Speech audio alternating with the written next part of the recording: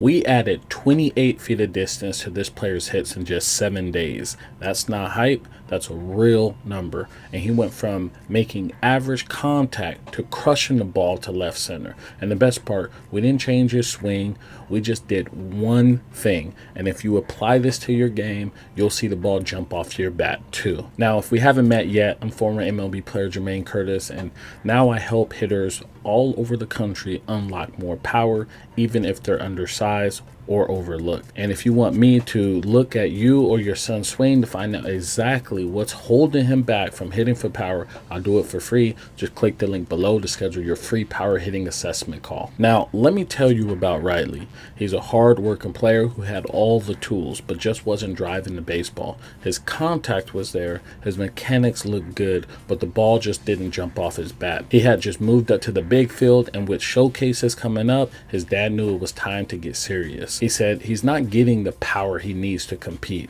That's when we got to work. But here's what most players and even coaches miss. Bat speed is the #1 key to more distance. It directly controls your exit velocity. Every 1 mile per hour bat speed adds around 7 feet of distance. So 4 or 5 miles per hour, that's 28 to 35 feet of distance. That's the difference between a routine flyout and a shot to the wall. But here's the twist. Most players try to swing harder to get it, and that actually slows them down. So with Riley, we focused on one thing: training bat speed the right way. Not with gimmicks, not with lifting, and definitely not with T-drills all day. We used a method that trained his body to move faster and more explosively in the swing. We didn't change his swing, we made it faster. It was about intent, sequencing, and movement quality. And what happened next even surprised me.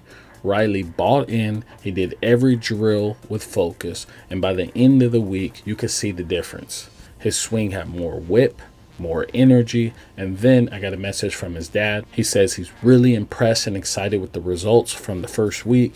After the first week, he increased his exit velocity almost 5 miles per hour, and we've also had a chance to see real results on the field too. Huge shot to left center. You see, he wasn't just hitting harder in training, it showed up in games. A 5 miles per hour jump in exit velocity equals 28 feet of distance. Let that sink in. 28 feet is the difference between being out or standing on second base. And he did that in 7 days without changing his swing. And that's what happens when you train bat speed with purpose. And the secret is what I call the power chain. It's when everything works in sync. And most hitters try to generate power from their arms, but it doesn't work. Bat speed comes from the ground up, from connection, from fast, explosive movement through the zone.